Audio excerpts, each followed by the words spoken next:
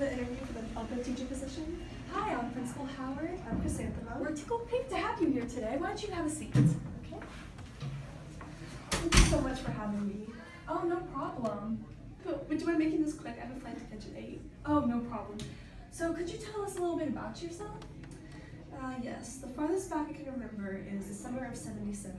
1977, in fact. Now, Chrysanthemum, we are going to the disco. I know you don't like it, but you're gonna go. And you're gonna enjoy yourself. Hey, I'm driving here.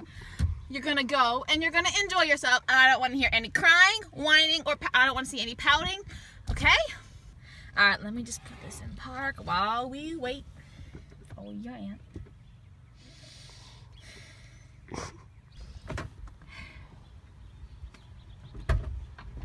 Sorry I'm late. Had to put away my dream catchers and turn off my lava lamps. Little one, are you ready for the disco? We've already prepped and everything. She's not gonna cry, she's not gonna whine, and she's not gonna pout. Right? Yeah, Little girl, you just gotta feel the music. You gotta be the music. You have to live for the disco. yes. That is why we disco. Yes. Let's go. My mother was obsessed with the counterculture and rebellious ideas. One of such was the disco. She disgusted me with how outrageous outfits, loud music, provocative dancing. The day she dragged me along with her was the worst day of my life. Or so I thought. When I entered, my senses were assaulted with the undiluted stench of rebellion. I was horrified. I stood unmoving, angry even. But before I knew it, my stomping foot turned into swiveling hips, and before I could do anything to stop it, I was the queen of disco.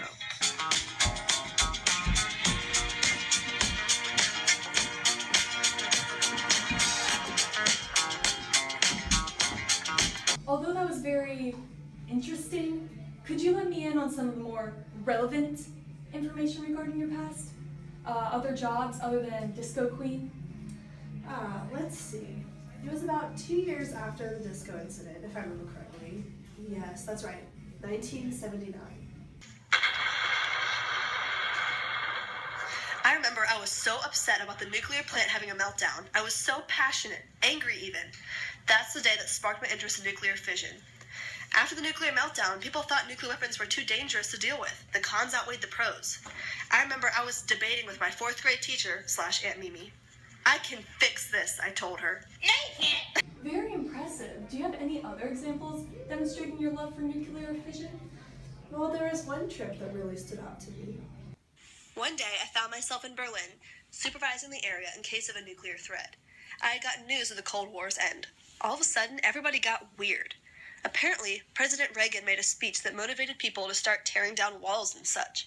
It shocked me how passionate the Berliners felt about their freedom and joining the two halves once again. But still, my fellow scientists reminded me that while all the celebration was fun and good, the underlying nuclear threat was still very much present. I got there just as the East and West were reunited, and the first person crossed the border. Another job I had occurred during the Gulf War. The Iraqi army had just occupied Kuwait and were quickly moving towards Saudi Arabia. The U.S. flew in to defend their oil fields. As I mentioned earlier, nuclear threats were still an issue at this time. Desert Storm presented the first major threat since the Cold War. It was my duty to serve this country and defuse the nuclear threat.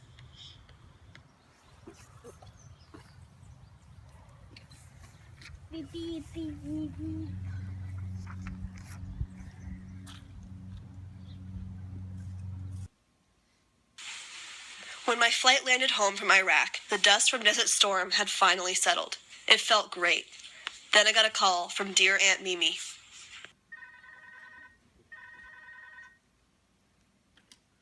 Hello? Chrysanthemum, baby girl! Have you seen the news? No, what's going on? The Soviet Union's in turmoil! The government and... Oh my gosh, wait, what happened? I think Gorbachev and Reagan signed some peace treaty or something. I'm cold. Okay, bye, Aunt Mimi. What makes you think you can handle tough decisions well? Well, I've faced probably one of the toughest situations ever. I had people getting so angry at me, All because I switched the date from 4 digits to 2. That was you? Yeah. I remember the day of the big press conference. So many people were mad at me. I decided to explain why I changed the previous method. You know what? This is ridiculous. Do you not understand? This is so much simpler. You know what? You know what? Time me. Okay.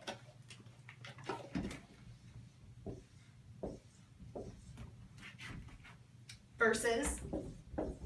How? Do you see what I mean? So much easier. You right. Yeah, that's right. Get out. Now, there's been rumors about the government changing some policies of student education, more standardized tests, and accountability for teachers.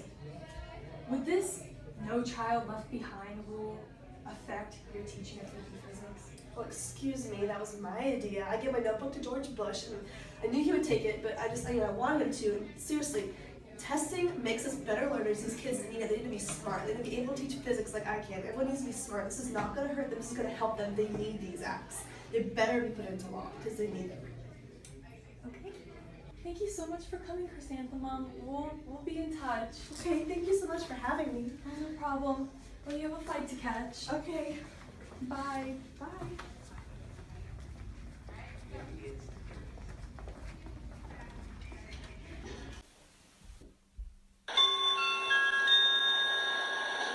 This is the last and final call for United Airlines Flight 175. Boarding now. Peanuts or pretzels, dear? Oh, peanuts, please.